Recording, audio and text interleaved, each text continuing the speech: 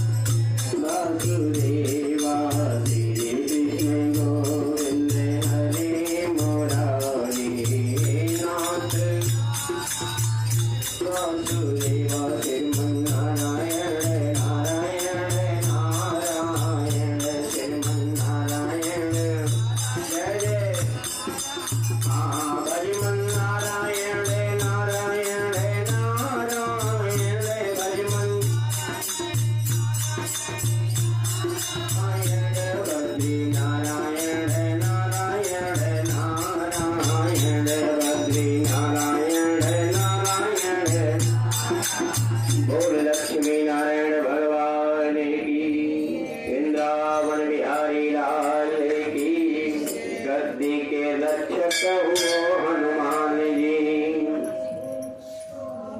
लइके गदा चहु मोरे सिध्यावो। जो कोई दुष्ट निकेतन आवे ताहि महाप्रभु दूरी भगाओ। जो धर ध्यान कथा सुने ताके धन धान्य और पुत्र बढ़ावो। विनती हमारे यही हनुमान जी छोड़ी के गढ़ी तुम यहाँ चले आओ। कथा प्रारंभ होते हैं सुनो वीर हनुमान। राम लक्ष्मण जानकी सदा करो कल्याण। बैल चढ़े शिवजी मिले गरुड़ चढ़े भगवान। सिंह चढ़ी माता मिले फिर पूरन सारे काम। गोविंद भगवान की। बोल कार्तिक महात्म की। तुलसा महारानी की जय। कार्तिक मास की पावन पवित्र कथा में कल हम लोगों ने बड़ी सुंदर कथा श्रवण किया था गोवर्धन भगवान का। कथा का प्रसंग बड़ा सुंदर था कि इंद्र का मान घटाने के लिए, इंद्र के घमंड को तोड़ने के लिए गौ माता के पद को बढ़ाने के लिए, प्राकृतिक को बढ़ाने के लिए भगवान ने ये कार्य किया था कि जब गौ के गोबर का पूजा होगा तो गोबर के माध्यम से गौ माता का भी महत्व बढ़ेगा। पहाड़ का पूजन होगा तो प्राकृतिक का पूजन होगा, क्योंकि जितनी सुंदर प्राकृतिक पहाड़ों पे होती है उतनी सुंदर प्राकृतिक और कहीं नहीं होती। भगवान ये बताना चाहते हैं कि जिसके बीच में रह रहे हो उसका मान सम्मान करना सीखो, जिसके साथ रह रहे हो उसका मान सम्मान करना सीखो। देवी देवता तो अपनी जगह पे है ही है, लेकिन अपने घर में कुदार चला रहे हो और दोनों टाइम गंगा जी नहाने को तुम्हारा कोई मान नहीं। ये भगवान बताना चाहते हैं इस कथा से। आज की बड़ी सुंदर कथा आती है कार्तिक मास के शुक्ल पक्ष की द्वितीया तिथि को, कुछ जगह द्वितीया भी कहा जाता है। इसको भाई दूज के नाम से भी जाना जाता है। इसकी बड़ी सुंदर अलौकिक कथा है। नारद जी कहने लगे कि प्रभु,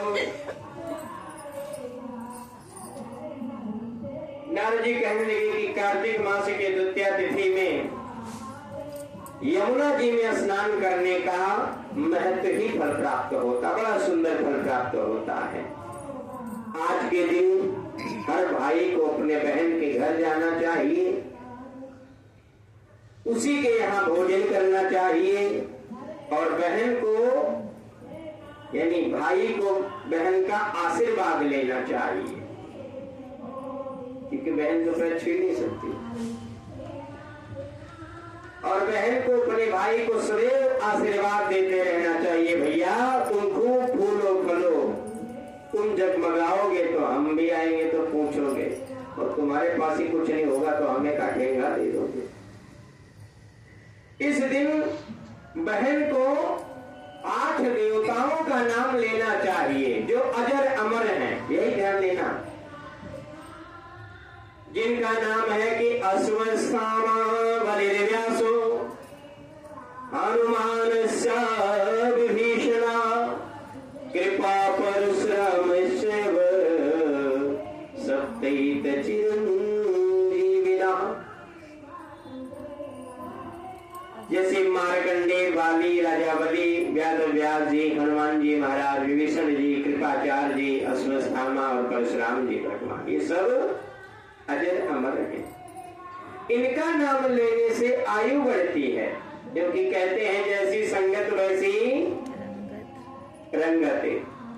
इनका नाम लेकर के सूर्य, चंद्रमा इत्यादि देवताओं का पूजन करें और पूजन करने के बाद में तिलक लगावें, भाई को तिलक करके, और उसके दीर्घ आयु के लिए उसको आशीर्वाद प्रदान करें। भाई का भी धर्म बनता है कि अपने बहन के घर भोजन करें, बहन की हर प्रकार की रक्षा करने का दायित्व उठाएं।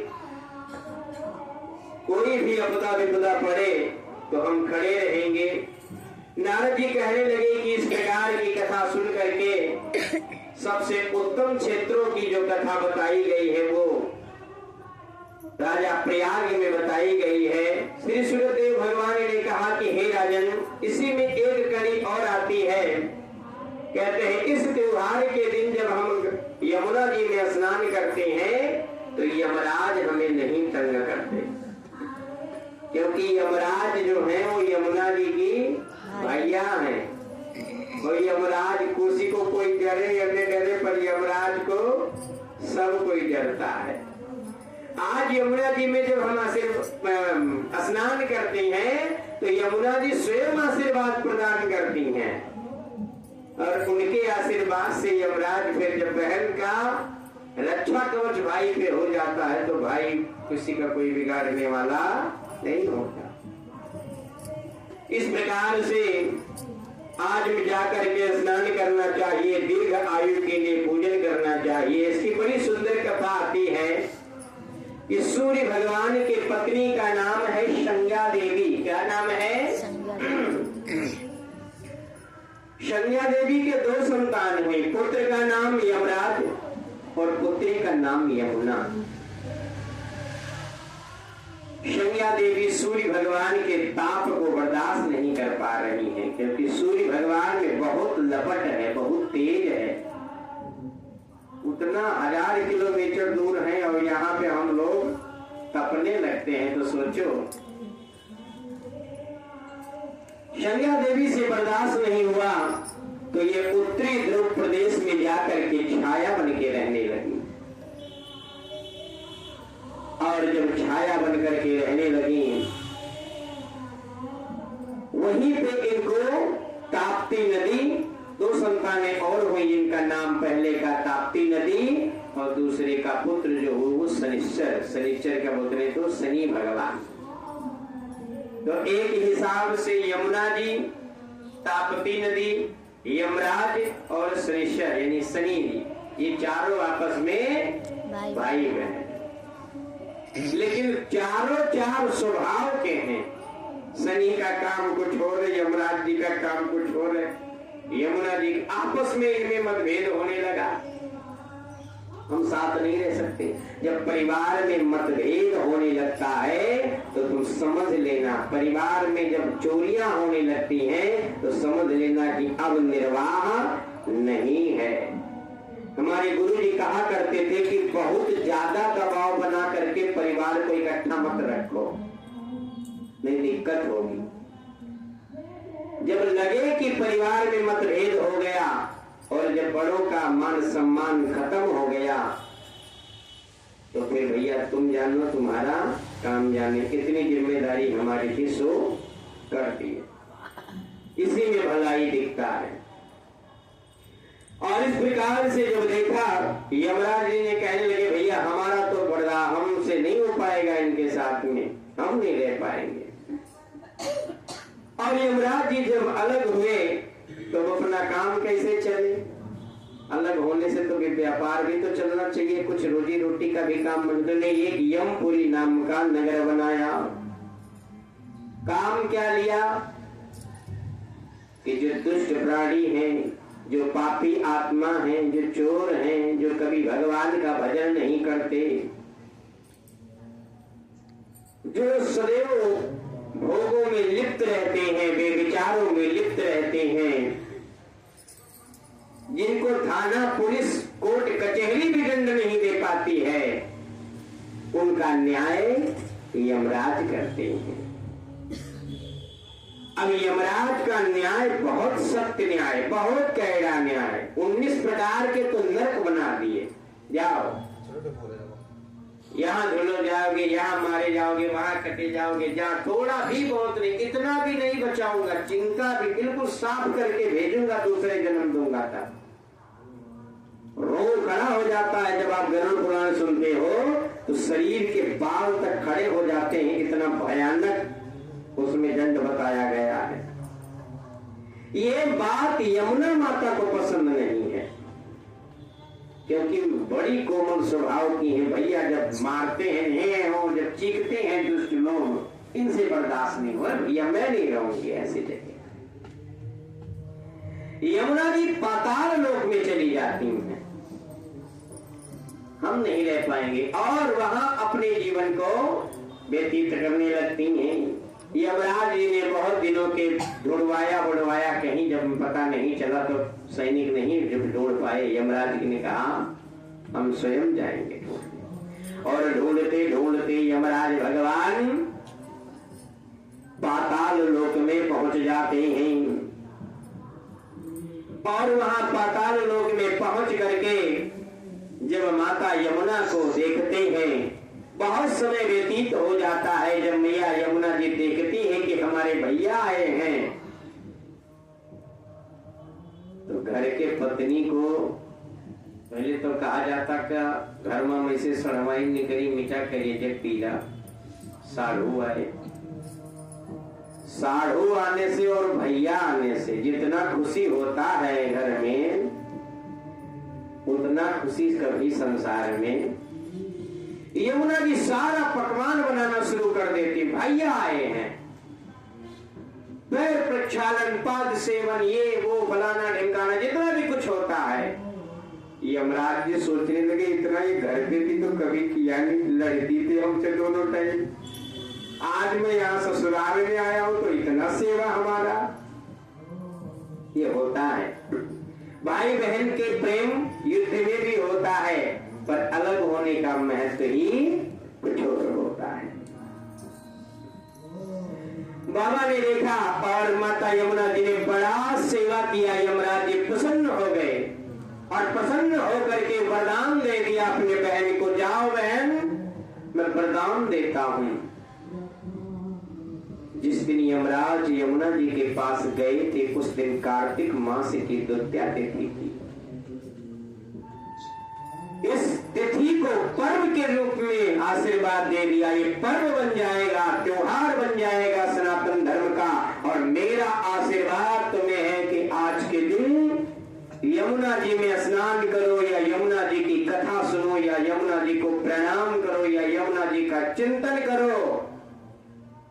मेरे देवता यम के देवता उसको छू भी नहीं पाएंगे जो यमुना माता की नाम या स्नान करेंगे। बोल यमुना मैया की। इस प्रकार से माता यमुना को आशीर्वाद दे करके यमराज आते हैं।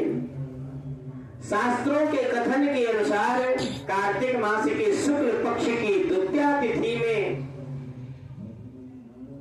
पर्व बन गया ये, और ये पर्व सदैव निरंतर शास्त्रों में चलता रहेगा। जब तक शास्त्र रहेगा तब तक ये भाई बहन का ये प्रेम कथन अनुसार सदैव निरंतर जीवित रहेगा। इसीलिए कहा जाता है कि बैर जब करो तो देख करके करो, क्योंकि कब कोई किसके काम आ जाए कुछ पता नहीं होता।